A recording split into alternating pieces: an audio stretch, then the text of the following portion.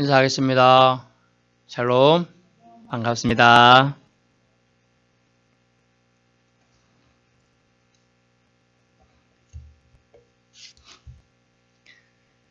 인생은 하나님에게서 왔지만 하나님 없이 사는 것이 더 좋게 생각하고 점점 하나님에게서 멀어져 갈 때 하나님께서는 사랑의 희소식, 복음을 우리에게 주셨습니다. 태초에 하나님이 천지를 창조하시니라 보시기에 좋았더라. 또 사람을 창조하시고 심히 좋았더라 라는 모든 단어를 쓰면서 매우라고 아주 강조해서 좋았더라. 그런데 어떻게 됐죠? 타락하기 시작했습니다. 타락하기 시작해서 물 심판이 있었습니다. 홍수 심판이. 그 후에 또 무엇이 있었나요? 소돔 고모라 성에 의해서 또 출애굽한 사람들이 삼킴을 당한 이런 작고 큰 심판들이 있어 왔습니다. 근데 예수 그리스도를 이 땅에 버리셨는데 그럼 또 신이 이 땅에 오니까 심판하러 왔으리라는 오해가 여지가 있을 수 있어요. 근데 주님께서는 오늘 본문 말씀 속에서 예수님께서 니고데모라는 사람과 대화를 나누는 중에 자신 오신 목적에 대해서 설명해 주고 있는 부분이 되겠습니다. 이 부분을 우리가 잘 알고 있는 종교개혁가인 루터는 작은 복음이다 라고 말하면서 아주 그 비중의 가치를 높이고 있습니다. 오늘 복음은 그 크게 두 가지로 메시지를 볼 수 있겠는데요. 첫 번째는 독생자를 주셨으니예요. 독생자를 주셨으니 16절. 이 독생자를 주셨으니가 두 가지로 분류가 됩니다. 첫 번째는 초림예수예요. 17절 말씀 보시면 하나님이 그 아들을 세상에 보내신 것은 세상을 심판하려 하심이 아니요 그로 말미암아 세상이 구원을 받게 하려 하심이라. 아멘. 하나님이 그 아들을 세상에 보내셨다. 이것이 초림예수죠. 초림예수인데 보낸 이유가 16절에 하나님이 세상을 이처럼 사랑하사. 이 term이 그토록 그런데 요즘 번역들은 매우 사랑하사. 얼마나 사랑했느냐. 자기 아들을 세상에 보낼 정도로 사랑하셨다. 누군가를 위해서요. 정말 아끼는 독생자를 보낼 정도면 그 사람 정말 아끼는 거예요. 심지어 우리는 여기서 저기까지 저 사람에게 말을 전달해라 라고 하는 것도 우리가 길이 있으니까 이렇게 생각하지만 길이 없다고 생각해 보세요. 숲이 가까워지고 또 개울물 더 큰 물이 있어서 못 가요. 가다가 죽을 수도 있는 길이라고 생각하세요. 그게 자기 아들을 보낼 수 있겠습니까? 못 보낸다는 거죠. 근데 주님은 여호와 하나님께서는 성자 예수님, 성자 하나님인 초림 예수를 통하여 보내셨습니다. 하나님 독생자를 보내심을 결국 믿는 자라는 의미를 독생자를 주시게 됩니다. 아들을 보내주셨습니다. 어디에요? 세상에. 누가요? 하나님께서. 왜요? 근데 정확한 포인트는 영생을 주시려고 라고 되어 있습니다. 10절 뒷부분에 그를 믿는 자마다 멸망치 않고 영생을 얻게 하려 하심이라. 이터널 라이프로 초대한다. 이 이터널 라이프는 육적인 영생을 뜻하는 게 아니에요. 오해는 없으셔야 돼요.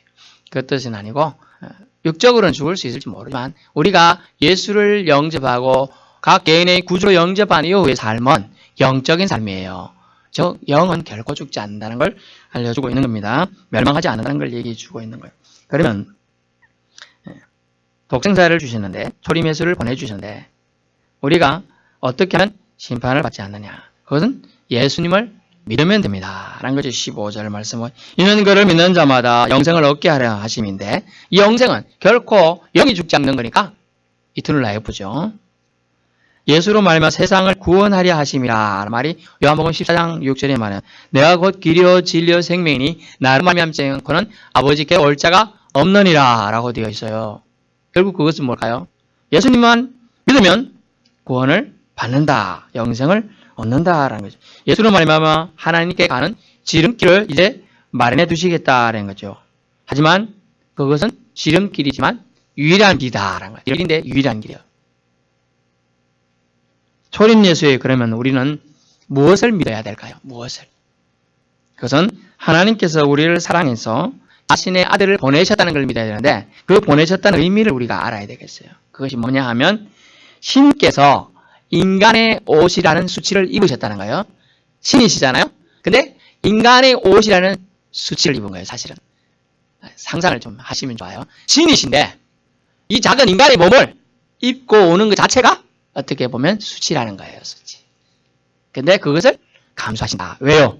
저와 여러분을 사랑하시기 때문이다. 라는 거예요. 사랑하시기 때문에. 하다못해 누군가가 자기를 사랑한다 하면 가슴도 설레이고 기분도 좋잖아요. 성도님 사랑합니다. 기분이 좋은데 신이 인간을 사랑해서 내려오셔서 내가 너를 사랑한다 라고 지금 말씀하고 계시는 거예요. 나를 위해, 여러분을 위해 인간이라는 수치를 입었다. 우리가 생각해 보세요. 그 이해가 잘 안 되시는 분은 네, 우리가 사람인데, 자, 동물, 하찮은 개나 고양이, 못생긴 가물치, 이런 거, 그런 것을 우리 신이 인간이라고 하나요? 그러면 동물의 옷을 입었다 생각해 보세요. 얼마나 수치적이고 볼품없는 일을 감당하시는 겁니까? 하나님께서는 자신의 아들을 그런데 내주셨다는 걸 알 수가 있어요. 두 번째는 뭐냐면 하나님이 독생자를 주셨는데 왜 주셨느냐라는 두 번째는, 첫 번째는 초림 예수를 주셨어요. 두 번째는 십자가 형벌을 위해 주셨어요. 예수님은 죄가 있으신가요? 없으셔요. 없는데 십자가 형벌을 허락하셨다. 14절 말씀 보세요. 모세가 광야에서 뱀을 든 것 같이 이자도 들려야 하리니. 아멘. 이스라엘 백성이 광야에서 출애굽한 후에 하나님을 원망하기 시작했어요. 먹을 거 내놔라, 뭐 어쩌죠. 물도 없다. 막 원망하니까 광야에서, 사막에서 불뱀이 나왔어요. 불뱀이. 독사뱀입니다. 일종의. 와가지고 사람들 얼마나 빠른지 물고 그냥 막 지나가는 겁니다. 몇만 명이 불뱀에 물려서 고통으로 죽어가고 있는 거예요. 심지어 많이 죽었습니다. 그 설에 의하면 24,000명이 죽었다고 돼요. 그 정도로 죽었는데 엄청난 거예요. 200만 명이 24,000명 안고도 아니나 생각하죠. TV에 우리 한 명 죽었다고 TV 나오지 않습니까? 며칠 전에 동령 아빠가 몇 명 빠져가지고 뉴스 나오지 않습니까? 근데 몇만 명이 죽는 사건이에요. 그 정도까지 나이 생각할 수도 있어요. 진짜로 그건 너무하다. 24명 아니냐. 이런 얘기할 숫자가 중요한 게 아니고 한 생명 천하보다 귀하죠. 그래서 죽었다는 거죠. 죽었어요. 그런데 또 모세가 호소하니까 어떻게 했느냐. 하나님은 노뱀을 장대에 달아서 쳐다봐라. 그럼 살리라. 너 살려야 된다는데 그걸 보면 살리라. 그런데 사람들은 하고 안 봤어요. 아니 뱀을 말이야 치료를 받아 해주든지 하나님이 이적을 행해주든지 해야지 뱀 하나 장대 매달았다고 쳐다보면 난다는 게 말이 되느냐? 아무도 안 보고요. 근데 그래도 손해볼 거 없잖아 하고 본 사람들은 살았고요. 안 본 사람들은 그대로 죽었어요. 근데요, 그것이 뭐냐면 예수 그리스도가 십자가에 매달릴 것에 대한 예표가 그 장면이라는 거예요. 그 장면. 그래서 뜬금없이 요한은 지금 3장 14절에 모세가 광야에서 뱀을 등한 인자도 들려야 하리니 이 말을 예수님 말씀을 저쪽에 출애굽 당시에 있던 말씀을 인용해서 쓰고 있는 거예요. 물론 이 빨간 글씨의 성경책 보면요, 예수님이 하신 말씀, 예수님이 이 말씀을 알았다는 거죠. 성경을 예수님도 잘 알고 계셨어요. 목수의 아들이 공부할 시간이 별로 있었을까요? 많지 않았어요. 그러나 하나님께서 친히 영어로 가르치시고 또 배우는 건데 열심히 했으면 알 수가 있어요. 그리고 우리도 틈틈이 배우는 걸 열심히 해야 돼요. 그렇다고 이단들이 가르쳐준다 이런 데 쫓아가시면 안 되고요. 교회 안에서 이런 거 배우고 싶습니다 하면 제가 다 준비하니까요. 말씀만 하시면 되겠습니다. 민수기 21장 5절 9절에서 나오는 그 고난을 상징해 주고 있습니다. 그래서 독생자를 주셨으니는 결국 십자가의 고난을 상징을 통하여 구원을 주시겠다라는 메시지입니다. 아들을 통한 구원의 길이 예비된 것을 그러므로 우리는 독생자를 주셨으니 의미에서 믿어야 한다는 겁니다. 믿어야 한다. 18절 말씀 보세요. 그를 믿는 자는 뭐라고 됩니까? 심판을 받지 아니하는 것이요. 아멘. 주님만 믿으면 그냥 심판을 안 받는다고 하는 거예요. 얼마나 놀라운 선언인지 몰라요. 이거 제자들이 한 말 아니에요. 예수님이 직접 하신 말씀이에요. 그를 믿는 자는 심판을 받지 아니한다. 내가 나를 믿느냐? 심판이 너희를 비껴간다. 아멘. 대단한 것은 다른 말로 형벌이 비껴간다. 죽음이 비껴간다. 이런 뜻이에요. 그리고 믿지 아니한 자는 하나님의 독생자의 이름을 어쨌다고요? 믿지 아니함으로 벌써 심판을 받은 거예요. 이미 주님 믿지 않은 것 자체가 이미 심판을 받았는 거라는 거예요. 이미. 그래서 우리가 백날 천날 가서 수십 년간 이렇게 해도 안 믿는 사람은 이미 벌써 심판 안에 있기 때문에 믿지 못한다는 거예요. 안타까운 일이에요. 그래서 믿는 자는 영생을 15절 말씀에 멸망치 않는다고 했습니다. 영생을 이렇게 주신다고 했습니다. 근데 그 영생은 어떤가요? 각 개인별로 주시는 거예요. 그래서 믿는 자라고 돼 있잖아요. 그래서 글씨를 우리는 잘 봐야 돼요. 믿는 자마다 구원은 1대1임을 알 수가 있어요. 하다못해 그랬다잖아요. 어떤 망나니 같은 자식이 장로님 아들인데 장로님 아들이 이렇게 망나니 짓을 해야 되냐? 교회도 안 오고 술만 먹고 나면 사람들 패고 말이야. 동네 분란을 이렇게 당기는 게 말이 되겠느냐? 그러다가 너 천국 가겠느냐? 사람들이 그랬다고 합니다. 걱정 마세요. 저희 할아버지가 목사님이었고 저희 아버지 장로인데 제가 못 가겠습니까? 그래서 사람들이 이 사람아, 뭐 표현은 제가 이 사람이 다른 말로 이놈아 했겠죠. 이놈아, 그거는 1대1이야. 네 믿음이 없어 내는 못 간다. 이렇게 말했다고. 근데 술 먹고 해롱해롱 했는데 나중에 술 깨고 나니까 정신이 덜덜하는 거예요. 정신이. 그 말이 자꾸 귓전에 들었다는 거예요. 그리고 회개하고 믿음 생활 잘했다고 합니다. 여러분, 구원은 1대1이에요. 내가 누구 따라서 교회 생활을 하지만 내가 내 믿음으로 해야 되는 거예요. 저에서 맨날 좀 어떻게 생각하지만 저는 제 자녀들이 자신이 믿음으로 서기를 계속 저는 기도하고 있는 거예요. 그래서 지금 시험대에 올라있어 애들이 서울 가 있는지 자기들끼리 이제 첫 20몇 년 만에 또 한 명 20년 만에 처음 이제 생활하는 거예요. 믿음 생활을. 잘 해야 되는데 뭐 지난주 수요일 날 뭐 갈 데도 없어서 안 가는 것 같더라고. 벌써. 그래서 제가 어떻게 했느냐. 저희 교회 수요 예배 드린 거 올려놨으니까 봐라. 인터넷에. 제가 해놨어요. 봤다고 하더라고요. 한 명은. 그렇습니다. 이게 조금만 해지면 신앙생활 안 해도 되는 걸로 돼버리는 거예요. 왜? 나 주일날 여기 교회 가는데? 이렇게 돼버리는 거죠. 그것도 나중에 가면 바빠서 안 가는 게 핑계가 돼버리기 쉬워요. 그래서 믿는 자에게 요청되는 것은 1대1임을 알아야 돼요. 다른 사람 좋은 믿음에서 내가 믿음이 약하면 나는 못 가요. 믿음이 없으면 못 가. 천국 못 가. 천국 가는데 오직 필요한 건 뭐라고요? 주님 차량 대신이 믿음이 있어야 우리는 구원 열차 타고 올라가는 거예요. 그래서 믿지 않는 자에게 믿지 않은 것 자체가 벌써 심판을 받았다는 이 말씀, 이 엄청난 말씀을 제가 지난주에 목사님이 들을 때, 이렇구나. 정말 믿지 않는 것 자체가 심판이구나. 그래서 하나님은, 지난주에 말씀드렸는 것 같기도 한데, 전도에 미련한 것, 이게 얼마나 중요한 것, 가치가 있구나. 내가 전도할 때, 저 사람이 날 어떻게 생각할지? 바보 같은 사람이 와서 나한테 전도하는데, 이렇게 생각할 수도 있고, 아이고, 지나다 믿지 말이야. 이렇게 말할 수도 있는데, 우리가 그런 끄리낌이 들게 가면 안 되는 거 다 생각해요. 그걸 넘어서서 복음을 제시해야 돼요. 뭐 우리 교회 부흥되고자 제시하자 그런 뜻이 아니에요. 택한 영혼이면 찾아들이면 하나님 앞에 큰 상급을 우리가 쌓는 거고 아니면 할 수 없는 거죠. 그래서 주님은 그렇게 전도에 미련한 것을 사용하길 기뻐하셨다라는 표현을 하고 있는 겁니다. 마지막 때는 당연히 심판이 있습니다. 하지만 예수님이 계실 때 예수님을 믿을 기회가 주어질 때 우리는 믿어야 한다는 거예요. 그래서 구원은 1대1이다. 그래서 믿는 자마다라고 되어 있어요. 각 개인별로 영생이 구원이 주어짐을 알 수가 있습니다. 믿지 않는 이것이 바로 정죄의 대상입니다. 19절 말씀 보십시오.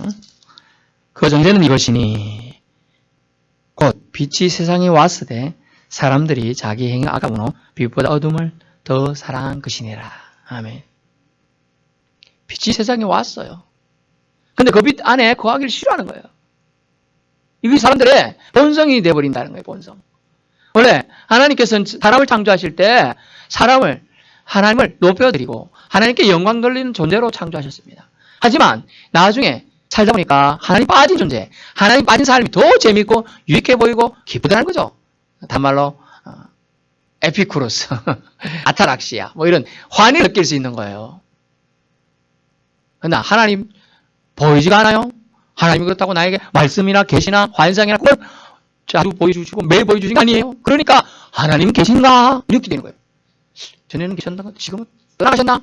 이렇게 생각이 되는 거죠.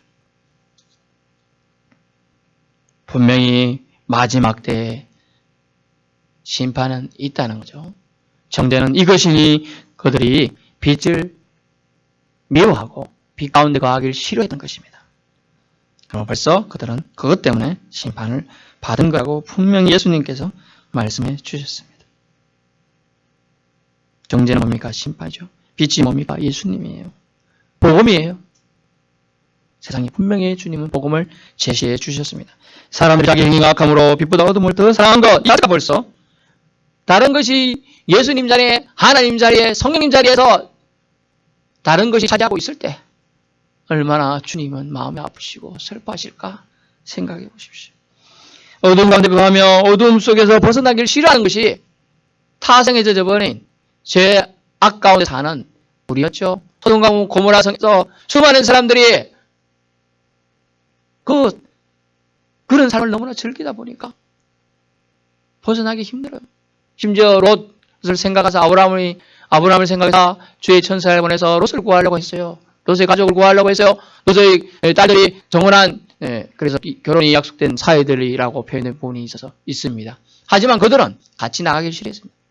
설마 그런 일이 멸망이 올까? 라고 생각했죠. 마지막 때는 반드시 요한계시록 예언대로 불심판이 있을 거라는 거예요. 불심판. 물심판은 주님이 무지개 약속을 통하여 이제는 물로는 심판하지 않겠다라고 했습니다. 하지만 이제 불심판은 곧 올 거라는 거죠. 지금은 하나님이 마지막 열어두신 보라 구원의 날이로다. 보라 지금 은혜 받을 만한 때가 지금 믿고 지금 구원받지 않으면 이제 기회는 영영이 오지 않을 수도 있다는 겁니다. 하나님보다 예수님보다 더 사랑하는 것은 바로 정죄의 대상이 됩니다. 심판의 대상이 됩니다. 자녀입니까? 돈입니까? 명예입니까? 권력입니까? 스포츠입니까?